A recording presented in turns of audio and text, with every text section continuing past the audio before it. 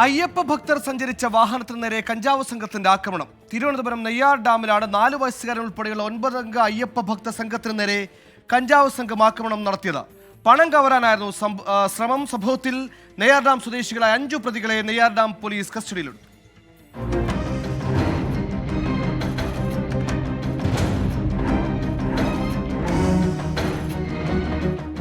നെയ്യാർ അണക്കെട്ടിനോട് ചേർന്ന പാലത്തിന് സമീപം വെച്ചാണ് 4 വയസ്സുകാരൻ ഉൾപ്പെടെയുള്ള 9 അംഗ അയ്യപ്പ ഭക്തർ സഞ്ചരിച്ച വാഹനത്തിന് നേരെ കഞ്ചാവ് സംഘത്തിന്റെ ആക്രമണമുണ്ടായത്.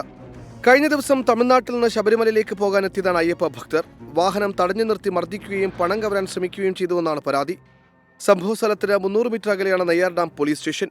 വിവരമറിഞ്ഞ് സ്ഥലത്തെത്തിയ പോലീസിനെ സംഘം ആക്രമിച്ചു. പോലീസിനെ ആക്രമിച്ച് രക്ഷപ്പെടാൻ ശ്രമിച്ച പ്രതികളെ പിന്നാലെ പിന്തുടർന്ന് പോലീസ് പിടികൂടി. നെയ്യാർ ഡാം കള്ളിക്കാട് സ്വദേശികളായ അഖിൽ രാജ്, ഷാരുൺ ബാബു, അനന്തു, ശിവലാൽ, അഖിൽ ആർ കൃഷ്ണൻ എന്നിവരാണ് പോലീസിന്റെ പിടിയിലായത്.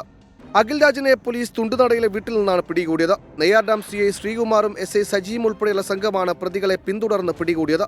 അയ്യപ്പ ഭക്തർ സഞ്ചരിച്ച ഇന്നോവ കാറിന്റെ ഫ്രണ്ട് ഗ്ലാസ് അടിച്ച് തകർത്തിട്ടുണ്ട്. വാഹനത്തിന്റെ മുൻവശത്ത് മാരകായുധം ഉപയോഗിച്ച് അടിച്ച പാടുമുണ്ട്. പിടിയിലായ പലരും നിരവധി കേസുകളിലെ പ്രതികളാണ്. ഇവരെ കാട്ടാക്കട കോടതിയിൽ ഹാജരാക്കി റിമാൻഡ് ചെയ്തു. 24 തിരുവനന്തപുരം.